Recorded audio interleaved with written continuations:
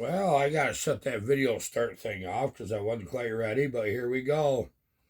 Okay, what we have is we have Odie-wans saw barred up and 24-inch Canon Super Bar on it.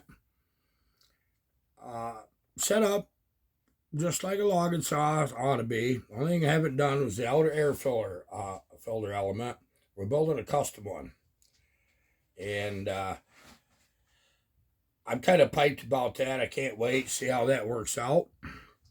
Um, the only thing I don't have, which will be here tomorrow, is that 3/4 wrap handle. So we got one of my handles on this, this is why I like them for me personally. But if you see, we put his nickname. We've been calling him Odie-wan, and there's a reason.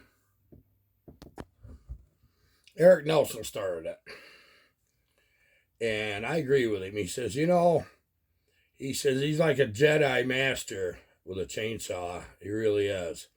I says, hey, okay, let's go with that. So he calls him Odie-wan. Well, so I kind of went with that. So we put his nickname on the saw, which was kind of cool. And of course, you guys have seen where we're at with this. Pretty saw. Got the dogs on, got the skid plate.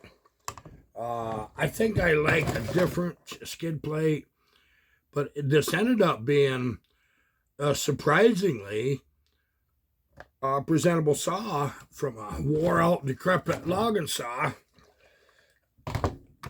Got the Stihl elasto start. Got that all done. Rebuilt the starter assembly completely with all new parts other than the spring. Center studs new, all the steel parts. I was really glad to find this. That makes it a little easier to pull. This isn't too bad now. It really ain't. As you guys all wobbled around, he sent me this hat. This is a company he works for. He's been with him a long time. Don't mind if I just still do a little cleaning here and there. I'm trying it with an 8-pin sprocket, which is generally what everybody runs on these anyway. And I think maybe Odie might. I'm very happy with the saw. I'm not so sure that I like the exhaust opening at 90 in the intake having a total of 178 degrees total opening. That seems way out there. Can't tell much on the bench for sure, but it feels like it's a ripper.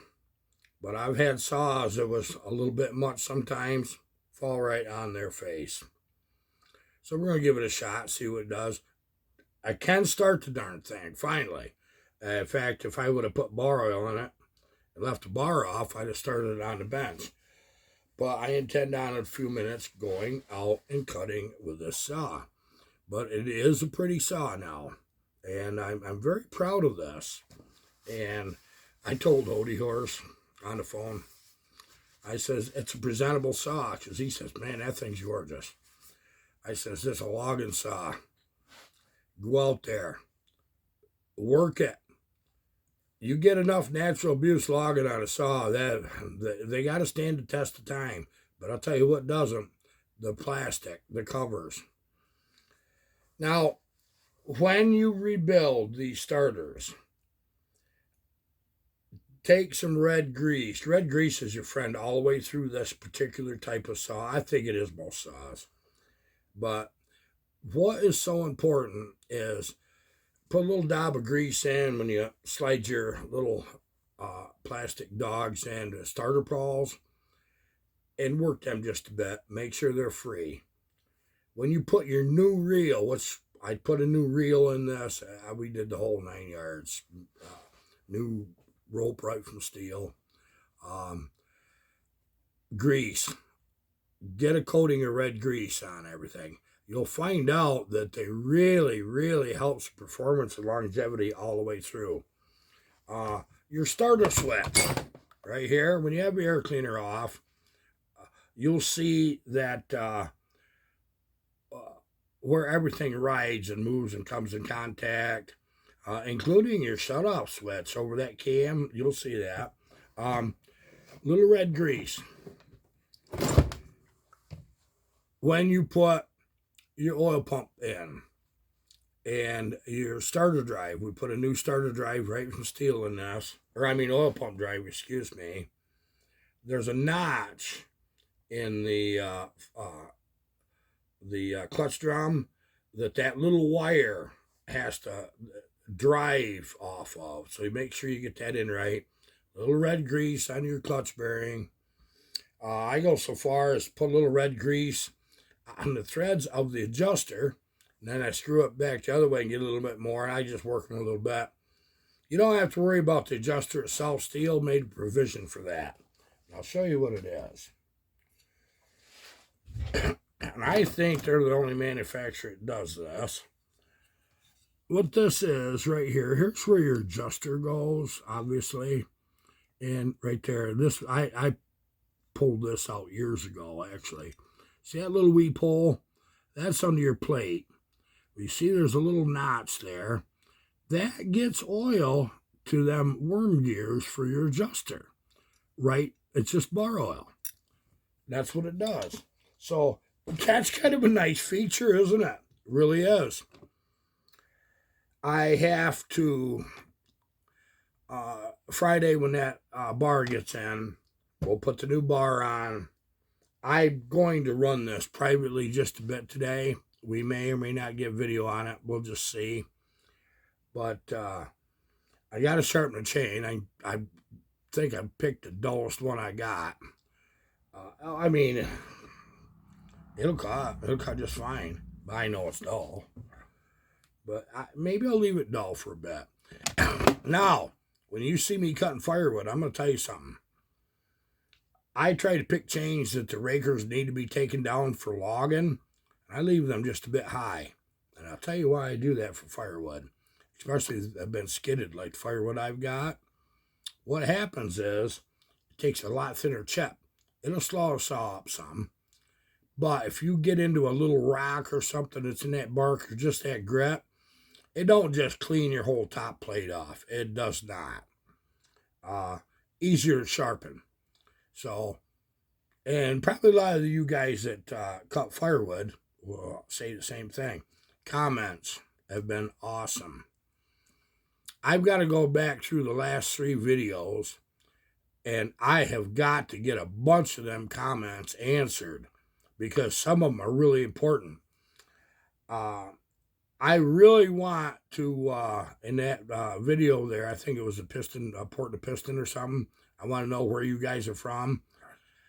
As soon as I can get a little time, I want to make a video and recognize everybody that got in the middle of that. So if you haven't commented and you want to have a shout out, comment on that. Tell me where you're from. I'll give it a few more days, probably first of the week or something. Maybe Sunday. Maybe we'll do that Sunday. I thought about doing that Sunday live. I haven't done only one live since we started this whole program. But I can imagine trying to answer comments and then read comments at the same time. That would be kind of interesting. If we do a live in the future, I need to know a subject. Tell me what you guys would like to see live. And let's try to, even if it's a couple things, let's try to fit that all in. I think it's awesome. I really do. Now, I've got something interesting that we're going to do. I'm not doing it with this saw. I have, right up on the shelf, a stone stock in good shape Stihl original 044 flat top. Well, rather felly top. It's not the 10 millimeter pin. It's after that. Nice baseline saw for an average 70 cc class saw. It's always been an argument, is the 372 better than the 44? Well, if you remember way back when the 44 was developed, it was developed at the same approximate time the Husky's 272 was developed. That was the two saws that compared. It was. Stihl had the stroke advantage. the 272 had the bore advantage. That was the difference. And they both really pulled some RPMs. They did. So, because I have something kind of special here, I've been waiting for a bunch of people to make some good videos on one subject, the new Stihl Hexa chain. And I'm not seeing what I expected to see for videos, but we need to look at that in a logger's eyes. An old broke down antique 10% left logger like me. I'm going to show you what it looks like right now. We're just going to do the preliminaries for the bench right this second. And then I'm going to do some test cuts with an 044. I could put it on this. It'd look like $1 million. Just the way it is. But I'd like to talk to you about some of the pros and cons I already see, so we have a perspective, something different than other people are seeing. I guess if I looked at it as, I'm going to buy this darn foolish chain, if that's what it is, or totally awesome if that's what it is, I want to buy that to make money with it. Production logging. This is what I would use it for. Otherwise, I would just run Oregon out of the box, probably just whatever, and just do my thing to it. There's a lot of more reasonable price. Archer, I'm running a lot of Archer chain anymore. Price point, plain and simple, the way it is. Archer can be made to cut quite fast, but it doesn't hang into the category of the good Oregon chain or the X-Cut Husqvarna chain, which that's pretty good. I gotta admit, I like that.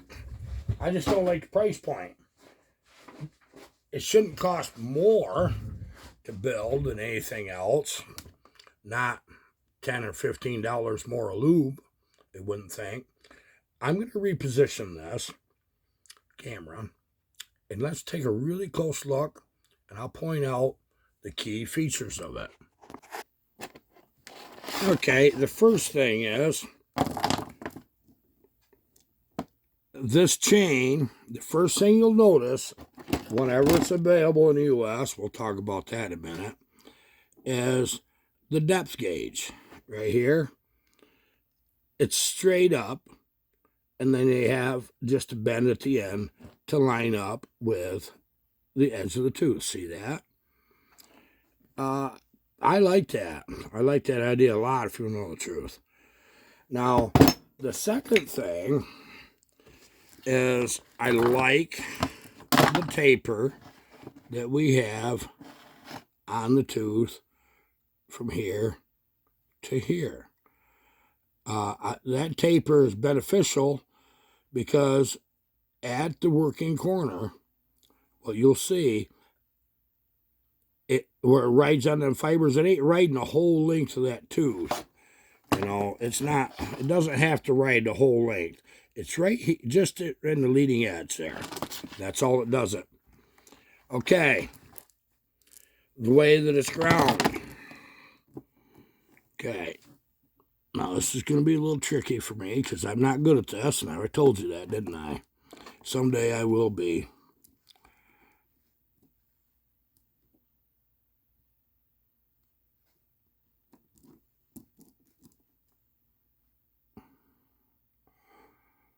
It has a straight bevel.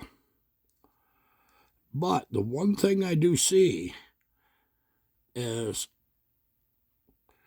right in this area, the way that is going to cut, that throws that edge of that chip right against the post that holds the tooth. That's going to be a friction loss, which means a horsepower loss in my eyes. Now, I could be wrong about this. Okay? You can see what I'm saying there. Is it a problem? I don't know. I think a heavier horsepower saw, like you would use logging, it would probably wouldn't make a lot of difference. Okay? But you can see that, definitely. it's very obvious that post is gonna, the chip is gonna hit it. There's not even a question. Okay. Stihl chain has always been rather nice about one area. Getting oil. We've been stressing lately on solving problems on oiling, which if you've caught the video is really good. But here's the deal. You do still have a groove right here to pick oil up. This is the side of the chain that would pick the oil up from the oil hole by your plate. And then a hole to help disperse your bar oil. It helps carry it around the tip. So you will have oil, more oil going around the bar than a cheaper chain that doesn't have all that. So I like the groove. The original Stihl chain, of which I was very fond of, had that groove right here that I'm talking about. It had that on both sides, but there wasn't no hole. It just went up into the link, and that was that. You know what the thing about logging is? What can we do to make it better? Guess I need to show you the files, don't I? Okay, I gotta wiggle you just a minute here, get you reset up.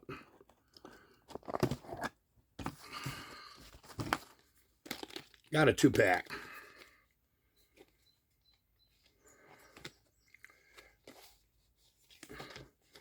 Try to get one of these buggers out. I haven't even opened them yet, believe it or not. There we go.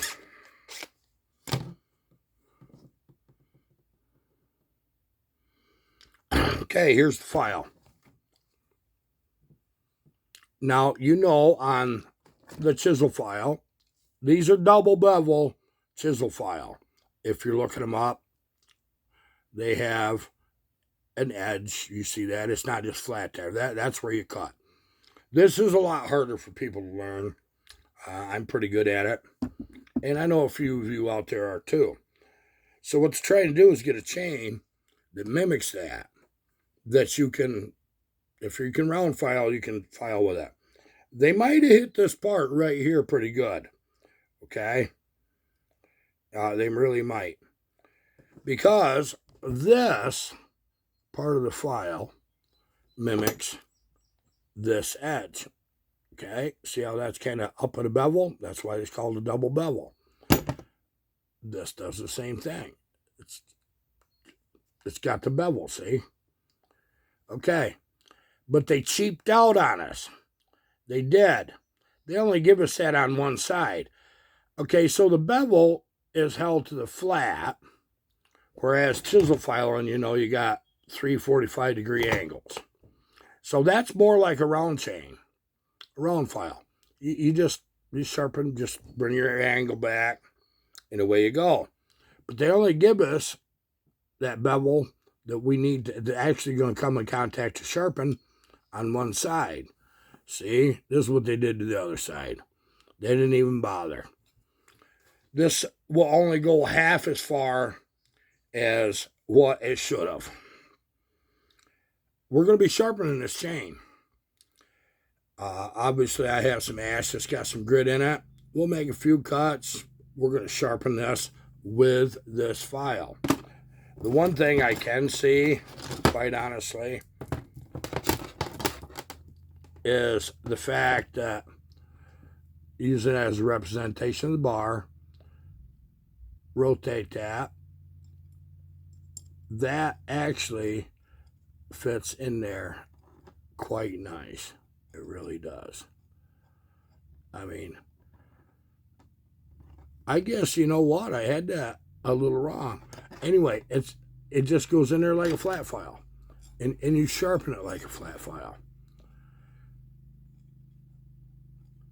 Okay, they did. Okay, this doesn't work like I'm sorry, guys. The slot on each side, they didn't do the slot on this side. This is the edge you use. So you got both. You got both edges. And you can see how that file kind of fits in that tooth. It'd be right there. That'd be pretty close. You know. But it's not going to be any different than round filing. What if we took that tooth and turned this file downward just a bit, making this right here a longer flat? What if we did that? Would that help us? Would that hurt us? I don't know. But we're not going to compare this to other chains, and I'll tell you why. This is something new to me. I don't want to get a predisposed opinion right out of the box, so to speak, other than I already have one, believe me. That's what happens when you get old. You get a lot of opinions. For those of you that chisel file, I have an idea that if you chisel file one of these, it's going to be fun. I do. I think they need that. So, when we're going to run it, change the top plate angle by rotating my file downward, and then we're going to chisel file it. And we're going to be honest. We're not going to change sprockets. We're not going to change saws.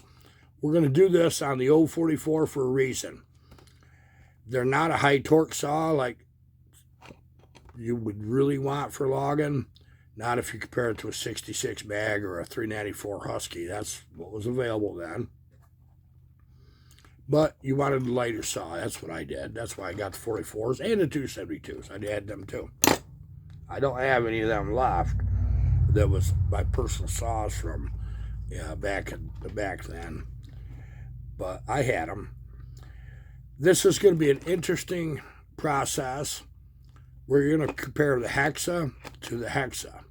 We're going to do three things.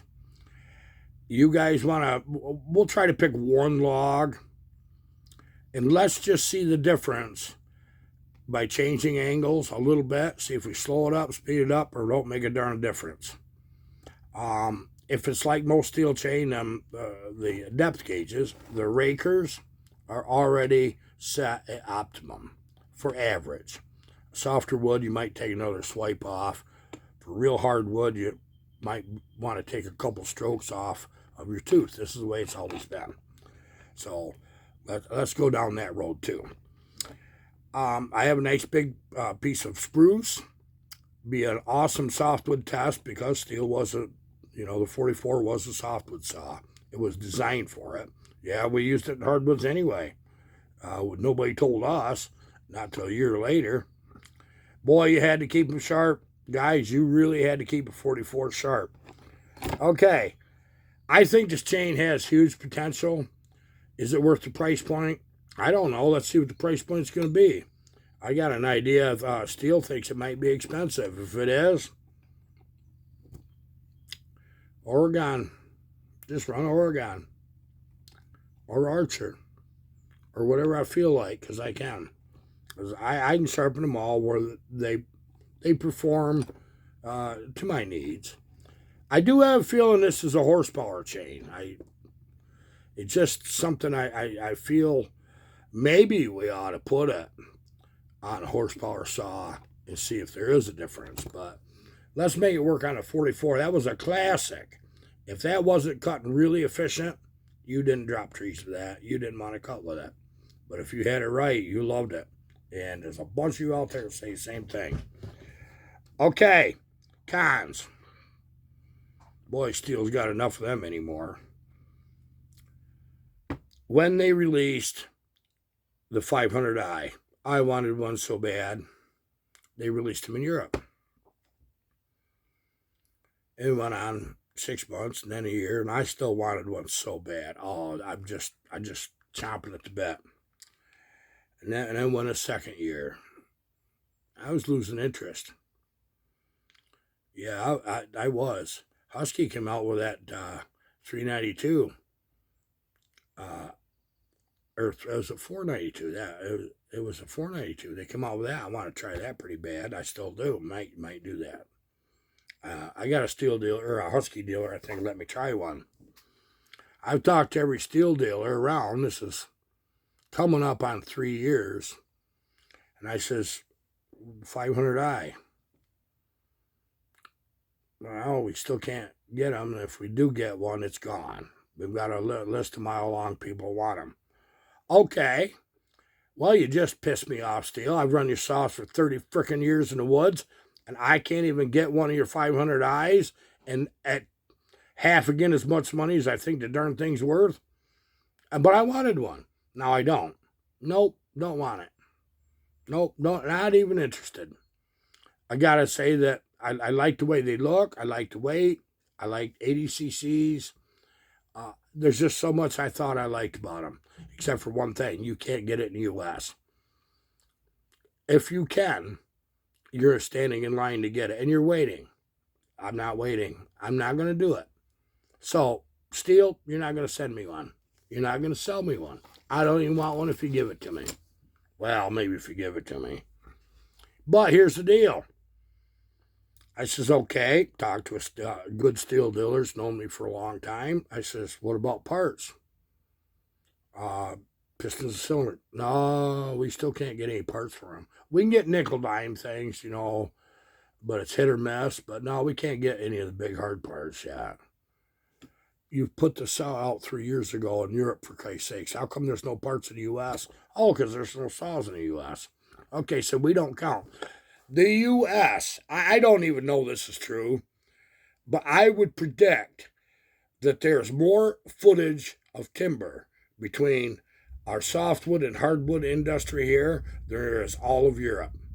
I would bet that. In fact, I'll bet we have more. So why are you playing in a small pond when you can come out here in the big ocean and really show the world what you got? Okay, Stihl, you got me. You got me. Okay, so you released a year ago or a little better this Hexa chain. And you did the same damn thing. No dealers can get it. You know where I got this? A good friend of mine went to Europe. He brought it back, I don't know, Finland or some damn where he went on a business trip. And he brought me back some. And he says, all I could get was 20 inch and 63 gauge. I said, well, I run 50. And he says, well, you're stuck. You get it in 63 gauge. Well, guess what? I converted my Huskies and Stihls and everything long time ago to nothing but 50 gauge chain. That's what I run. Okay? So you got me on that one too, Stihl. You did. I'm going to be hard on you on this test. I'm going to warn you that I'm not going to frickin' say, oh, I run this product for years. I'm a loyal fan. I'm ready to bail on you. I'm going to jump ship. I already did it in many ways. But I got to admit, you used to make a good product because when a new saw came out, it was available. When you got a new chain, it was available. Bam, it was there. In fact, we didn't even know about it. The dealer would tell us, hey, you want to try this? And they'd hook us up with something. That's the way it was. Now, you want to play these silly games? You want market share? Stay in Europe. Get that. Let Husky and all these other companies play in the great big ocean in the U.S. Keep that small European pond going. Cater to them instead of us. Yes, just do that. See how that works for you. Yeah, I'm pissed. I was loyal to you. I was loyal to Stihl for so many years. I was. And I still have a lot of the original saws from when I logged because they're favorites of mine. It's obvious. But this one kind of got my goat. How come you can't produce products that can be released in a timely manner in the U.S.? Okay, got that off my chest, guys. Thank you for being here. Leave back in that windowed, where we did the windows and the piston, ported the piston in that video, where you're from, and in a few days, I'm going to find a way to cover every comment, every stinking one. I don't care if all you did was a thumbs up and tell me where you were from. You'll hear your name. Monday or Tuesday, maybe Sunday. Let's just see how it goes. Okay, that's it. Goodbye.